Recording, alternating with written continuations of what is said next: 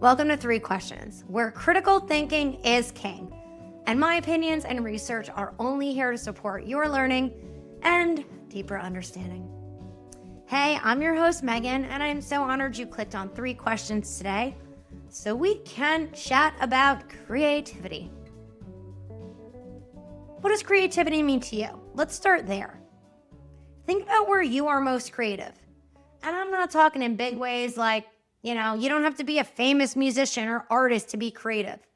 I honestly think like the only place I'm actually creative is with movement, on the mat, in the studio. I watch my sister cook. She's so creative when she's cooking. I look at food ingredients and like a deer in headlights. I don't know what to do with anything. She'll open a refrigerator and know what to do with it. I look at my best friend, Cheryl. I don't mean to insult her, but if I look in her closet, I can't see anything I'd wear. Yet every time I see her, her outfits are always on point. She knows how to open a closet and get creative with outfits. I do not have that luxury. Some of you might be amazing at writing music or singing or dancing or drawing or painting. That's amazing. But what often happens with creativity is we kind of put it on this pedestal. Like we're only valuable when we're feeling really creative. And guys, creativity is like the economy. It goes up and down, and sometimes for no rhyme or reason. So what I'd love you to kind of walk away from this podcast is be proud of your creativity. But it doesn't define you. You're no better because you're creative. You're you. You're good just enough, just the way as you are. All right? I say to my students, keep it on an even keel here. I often joke with them that sometimes when they have these good sessions or people tell them how great they are, we start believing it too much. We are great, yes and. But we usually learn less from those creative moments. So what I want you to do today is if you are in like creative flow, you're feeling it, use this episode to optimize and to ask yourself questions about how you can manage when you're going to be in a rut or how you can better manage where you are right now. And if you're feeling kind of shitty and in a creative rut, I promise by the end of this episode, you're going to have some strategies that might get you out of that rut immediately, but also will help you appreciate and maximize the next time you're getting those creative juices flowing. Because let's be honest, we learn more from the bad sessions, the bad days, the ruts than we do from the good stuff. So let's get right into these 3 questions I often ask myself. Because I am in a job where I have to be creative, come up with ideas for podcasts, come up with ideas for emails, for sales, social media. And some days, I just don't get it. Don't get it, don't got it. Don't have it. Get it, got it, have it. Don't have any of those. So question 1, I asked you to think about where are you most creative? So maybe use that as kind of the framework here. Based off that, what conditions, situations, or environments help your creativity show up and really flourish? So what are those conditions? So question 1, what are those conditions and how can we better capture them? So question 1, we got a lot of sub-questions here. Stay with me, okay? Question 1B. What do you need to happen for ideas to flow? What do I mean by that? What do you need to happen? Well, do you like working on an empty stomach, a full stomach? Do you need to move? Do you need to have visual? Do you need to have auditory? What is the ideal sensory environment for things to flow? I know for me, after vacation, I kind of completely unplugged. I didn't even exercise at all. I just went for walks and I felt great. So when I got back home and my first session was not my best, I had to step back and I'm like, oh, do I even want to do this anymore? I had one of those moments. And then I went to my studio, did a short little workout and moved. My next session, I'm back in the game.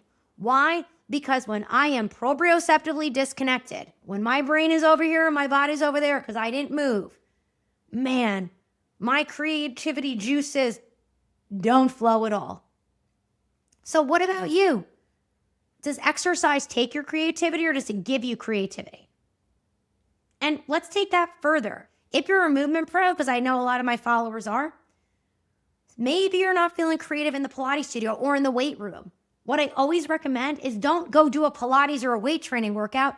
Do something else. Try jujitsu, try kickboxing, try tennis, try pickleball, try body weight. Mix it up. Try something different. Because looking outward to a different modality, we're all doing the same shit with movement. Everybody's trying to move better. But sometimes when we only look through this thin lens, we're only seeing one thing, right? Now, if you're thinking, Meg, you're talking about movement, that's not my thing. I'm a painter, I'm a musician. All right, well, what room do you have to be in? Do you have a specific guitar you like to use? What's the lighting like? Do you need to eat first? What is the ideal situation? And to sub-question this, who is present in that ideal situation, or better, not present? Now, many of you know, I do not have any children. I just have fur babies, Willie. So to all parents, I'm going to assume that when you get home from a day of work, you come home, you don't always get to unwind. There's probably small humans or large humans asking you about 30 questions. Mom, where's my shirt? Dad, when's dinner? Dad, when are we going to baseball? Mom, when are we going to dance? Where's my shirt? Where are my shoes? Right? We were all kids once. We did this to our parents. So it's very hard to let your creative juices flowing when you're being pulled in 20 directions. So the ideal environment is not just a place, lighting, and sensory. It's around specific people. Now, parents, you don't always have that luxury, right? I've actually had people tell me like they sit in their garage for 20 minutes when they get home just to downregulate, okay? I know my husband's a teacher. He gets questions all day long. I do too, but whatever. I know not to ask him questions when he first comes home. I wait for him to speak to me. And then we go from there. The reason being, he has to settle in and downregulate without a million things coming at him. So for him to be creative, he needs quiet. For some of us, for me to be creative, I like some auditory stimulus, less visual. We're all going to be a little different. And what do I mean by that? I like to have the TV on the background when I'm doing kind of emails and work. Okay, it's got to be at the right volume, not too loud, not too soft. That's another conversation. But I don't face the TV. If I'm watching the TV and hearing it, I can't concentrate on my emails. My husband can have TV on, music playing. He could be cooking. He deals well with a ton of sensory input. Okay? I can't concentrate. I can't listen. I can't focus. That's me. So if you're a parent, this is going to be tricky, but we can make excuses or we can find solutions. Maybe you wake up 10 minutes earlier. Maybe you stay at work 10 minutes later. Maybe when you're driving your kid to their activities, you go then find a coffee shop that has a great environment, or you sit in your car, or you go for a walk.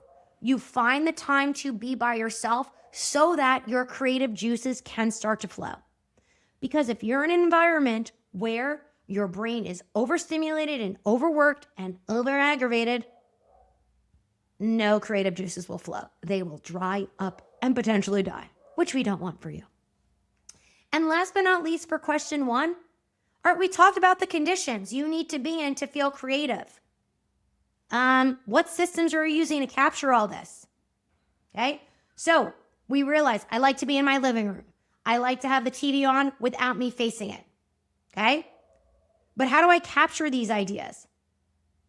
I often find I'm most creative when it's inconvenient, when I'm driving, when I'm going for a walk. Now, that can be inconvenient.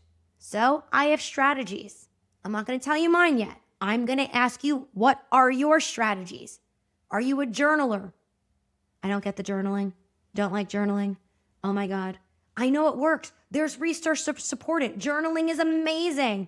I hate it. I hate it. I hate it. I'm not going to do it. Anyway, so journaling is great. But if I'm driving, I can't write down in my journal. Okay? For me, it's always usually when I'm moving my body or in a way where I'm not in a place where I can write down. I also don't process well through writing. I process better by speaking out loud and hearing it. So If you're like, I love journaling, well, keep journaling. Get a small journal, put it in your pocket, have one in your car, have one by your bed, use the Notes app on your phone. I love the Notes app on the phone. Why? Because I can do voice memos. I love the voice memo app on the phone. So many people don't even know it exists. When I'm even doing client notes, like if I have to write their homework, voice memo, boom, right in there, and then it creates a transcript. Once I have that transcript, I copy and paste it. I edit it because then I can find better words and clarify what I meant and get to the damn point. Sometimes, I know it's hard to believe, I talk too much and don't get to the damn point. Who knew? Anyway, so do you like to write it down? Do you like to talk about it? Do you like to share it with somebody else? Do you like to teach it to somebody else? All these are fine, or go right in to do it. Sometimes if I have a movement idea, I get right down on the floor and do it. I explore it, see if it's good, and then I take notes based off what I did and what I felt and what were the sensory inputs, because guys, you're not gonna remember. We always think we're gonna remember a good idea. We don't. Why? Because other things happen that are more important. Our brain's prioritizing, the idea goes bye-bye. So, question 1, real simple but super complicated, guys. Where are you most creative? What is happening? What is the lighting? What is the position? Are you moving? Are you not moving? Are there people around you? Is nobody around you? Is a specific person around you? Some of you might be like, Meg, I'm more creative when my kids are around. I get that. Mostly because when I'm around kids, I'm around them for a short period of time. I love listening to kids talk. It cracks me up. The shit they say. I learned a new word from my nephew, which I'm not going to share publicly because it's not appropriate. I was dying laughing. It was another way to describe having sex. And I was like, that's hysterical. Is that our kid saying that? He's like, yeah. Like, I'm an idiot. So listen to the kids, because sometimes the weird ass shit they say, look at the whole thing 6'7". Now, people are like, what does that mean? It doesn't mean anything. It was from a rap song. And a kid just went 6'7", and then it became a thing. Like, basically nobody knows what it means. It was like the word of the year. It's not even a word. But what's so funny is how these kids just latched onto it and it made them creative. People did TikToks about it. They made it their own. So something so silly can trigger something so, I'm not going to say amazing, creative. Let's say creative. Cool? Then, how are you going to capture these ideas? You need to have a system to capture ideas. If you don't, it will go bye-bye. Okay? Once I had a strategy, I smoked this specific strain of weed, really agreed with my system, and I solved all the world's problems in my head. It gave me great sensation in my body, and I was really figuring out some of this proprioceptive movement stuff. And then I forgot all my ideas, okay? Then the funny part of the story is, did the same thing, set up the same environment, same thing happened. So I said to my husband, I need to explain this to you. And then I realized why everybody's stoned sounds dumb, because it's hard to create words. And I had all the knowledge in my head. I could not put them into words that made sense. I started hysterically laughing. My husband thought I was like losing my damn mind, but I realized, oh, now I get it, right? I'm not someone who smokes regularly, but it really gave me good sensation and tapped into something. And I was like, I should probably explore this at another time. And what I'm going to try to do next time, which I haven't done because I haven't wanted to, is maybe write down what I was thinking to see if I was better at creating words with my hand, not with my mouth. Okay?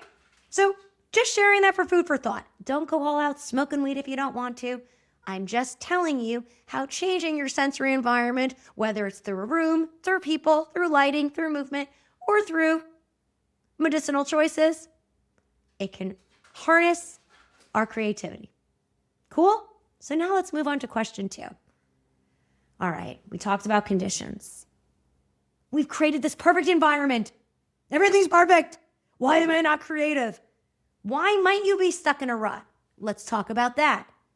So I'm asking you why you're stuck in a rut. Now I'm going to ask you more questions. This might feel like the 3rd degree or the 2nd degree, 1st degree. I don't know which saying it is. Again, I always screw up sayings. Add it to the list. So, number one, go back to question one. Are you in a rut because nothing you need in your environment is happening? Your kids are on vacation, so they're around all the time. It's really cold out, so you can't go for a walk.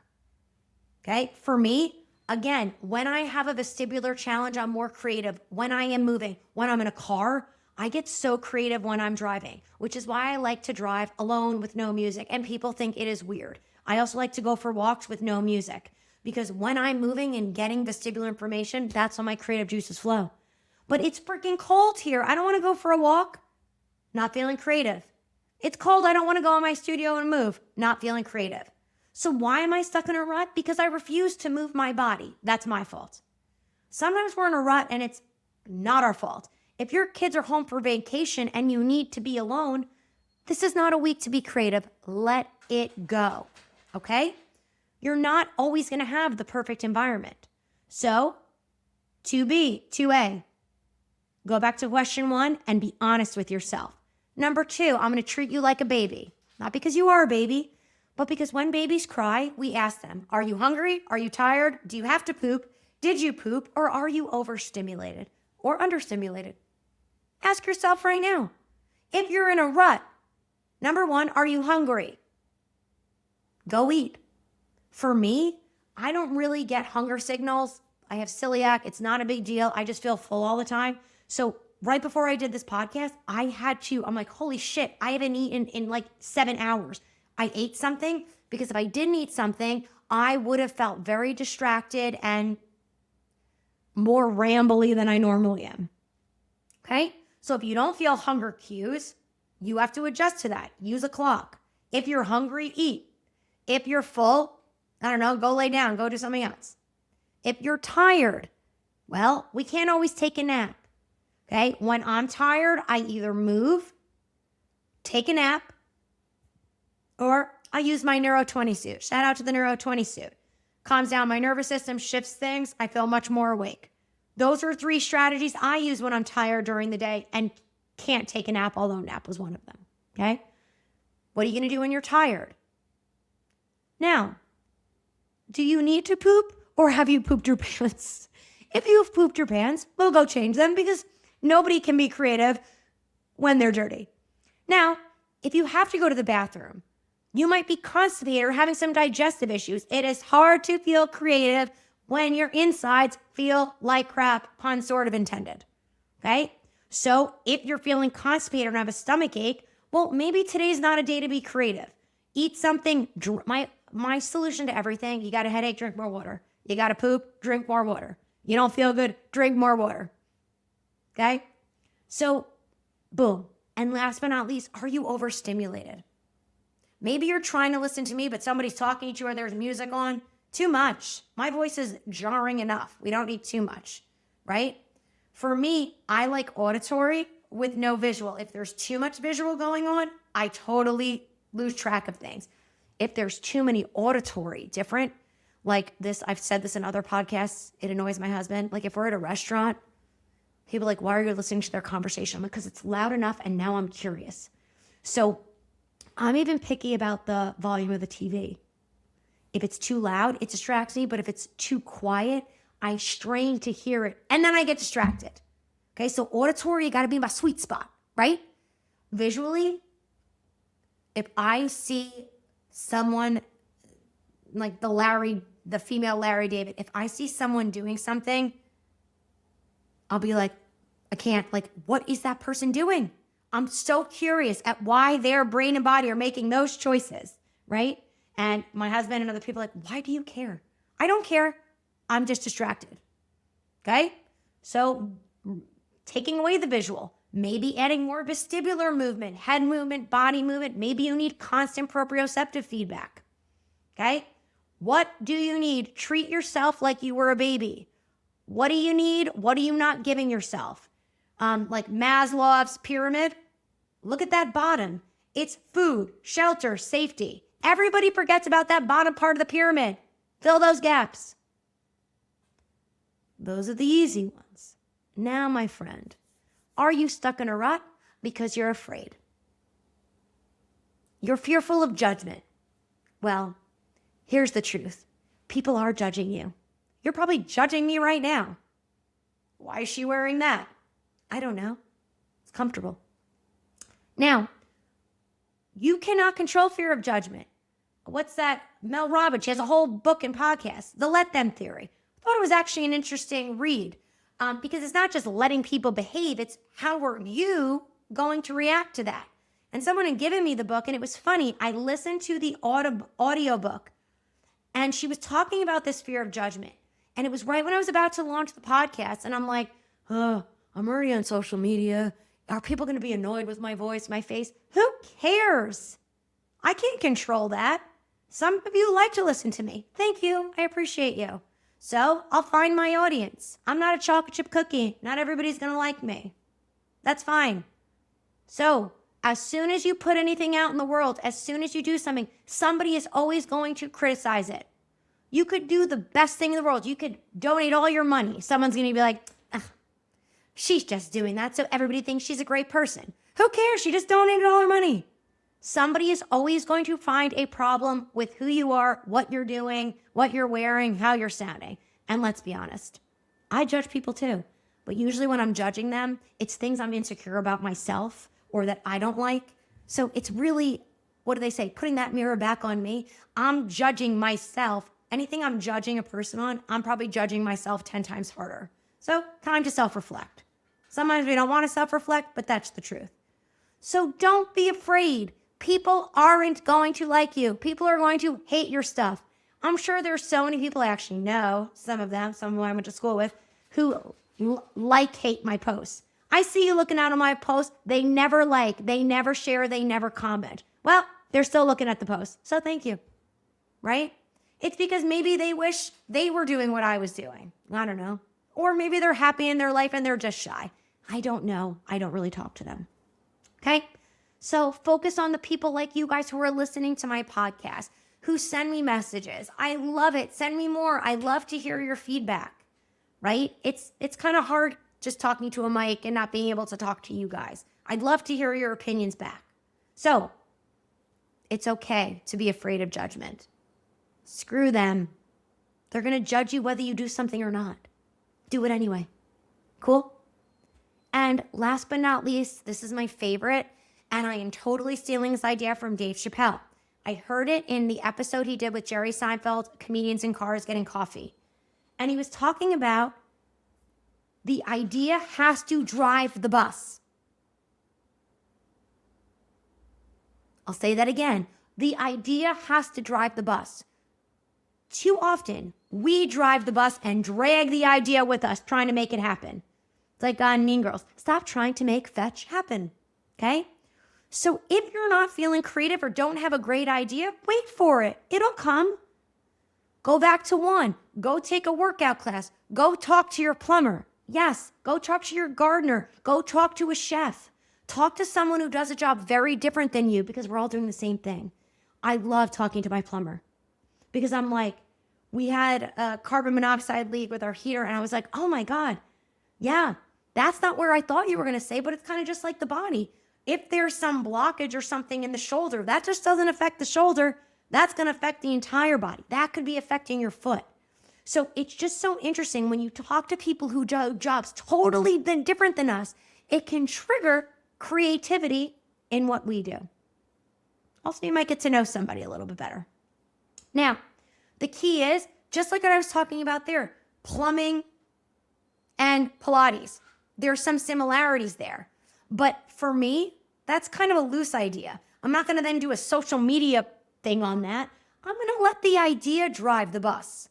Maybe tell a story, right? One of my best posts, I was folding a fitted sheet. It's something I do very well. But the problem was, I'm like, I really want to do this on social media, but I couldn't. How does this relate to what I do? And then I realized I was talking to a lot of my students about the systems they set up and how they're not following steps, they're jumping around. So I folded a fitted sheet. And then and as I'm folding the fitted sheet, I'm talking about how folding a fitted sheet is like organizing a business. If you skip any steps or do one step a little incorrectly, it's going to affect the next one. So you know those fitted sheets? You've got to create these sharp corners. And when you can create the sharp corners, it folds into a perfect square. But if I do it quick and my corners aren't sharp, my fitted sheet is going to be a ball and not a nice fold, right? So I was able to find that line that brought them together. So I had this idea about a fitted sheet, but I couldn't drive that fitted sheet around and make it work. The fitted sheet had to tell the idea how to take the driver's seat. And I think Dave Chappelle is one of the best of how he structures his stand-up. I'm not going to get into any of his beliefs. That's not what this is about, but how he structures it. When he pauses, when he makes a face, all that matters. It can take a good joke to an amazing joke. If you pause at the wrong time or inflect the wrong word, what the hell is she even doing? But if you take your time and pause and bring the audience in and change your voice when you need to get their attention, to let them know something was coming, and then you connect them with something else. That is what really draws people in. Okay? So we now have figured out or have some ideas of what conditions help us be creative. We're going to do our best to set up those conditions, but you could set everything up correctly and it goes to shit. You're going to get in ruts. Ruts are normal. Ruts are okay. So are you creating your environment? Are you overstimulated, tired? Are you hungry? Are you terrified of judgment? Or are you driving the car instead of the idea? Think about all these when you're in a rut. And now, question 3, let's talk about what can we do about all this? How can we get out of a rut? How can we maximize creativity? Well, I want you to think about that. So I am going to give you 1 second. Maybe I'll give you like 3. What's one thing you do when you're in a rut? I told you some of my strategies.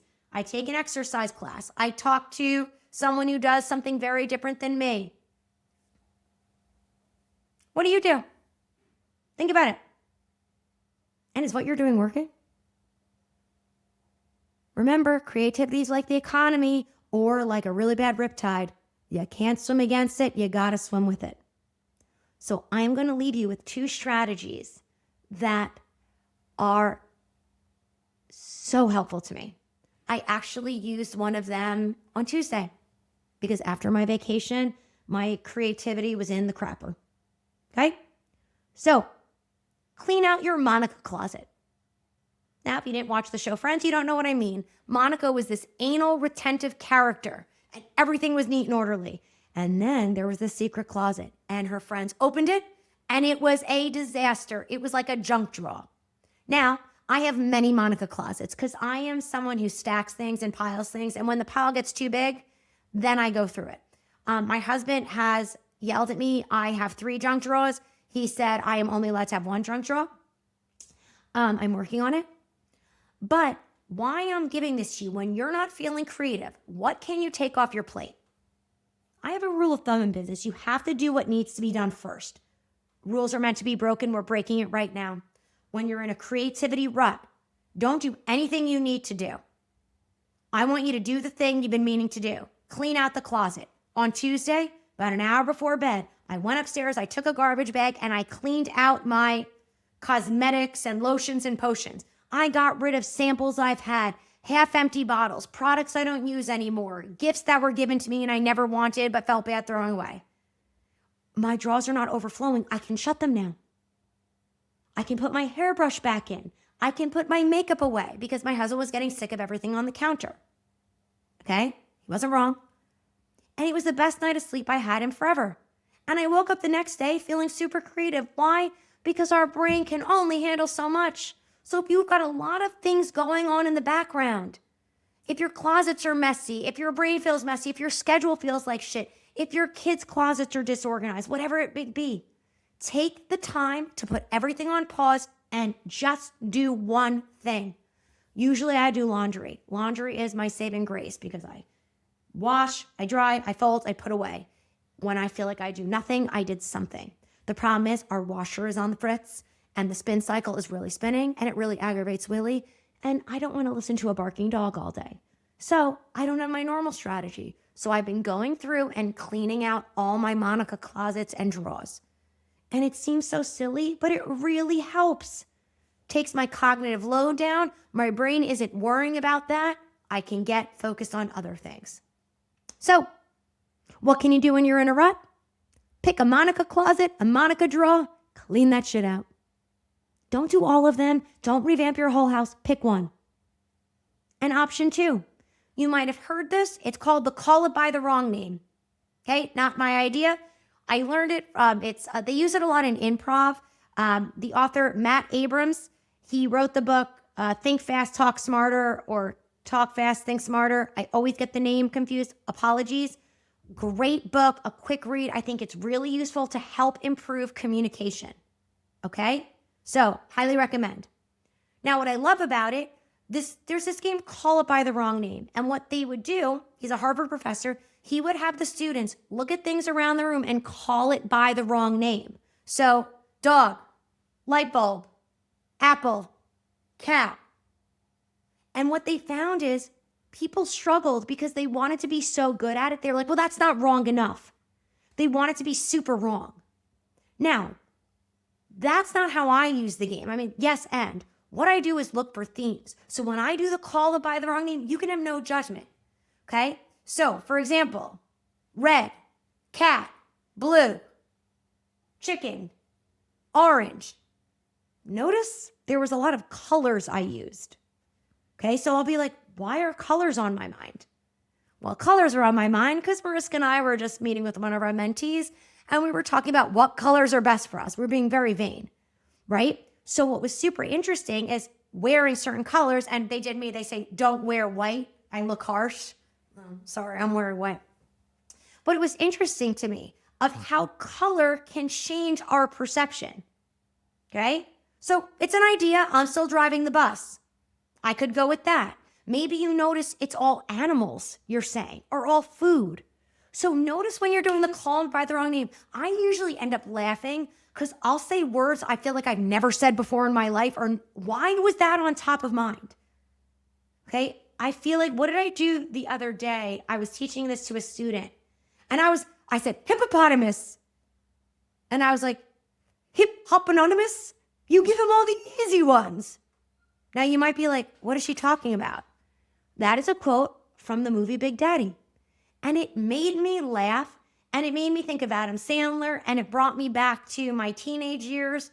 And I was like, oh, it reminded me of something, okay? Then I thought of a good memory of someone who's passed away. And then I thought of a story.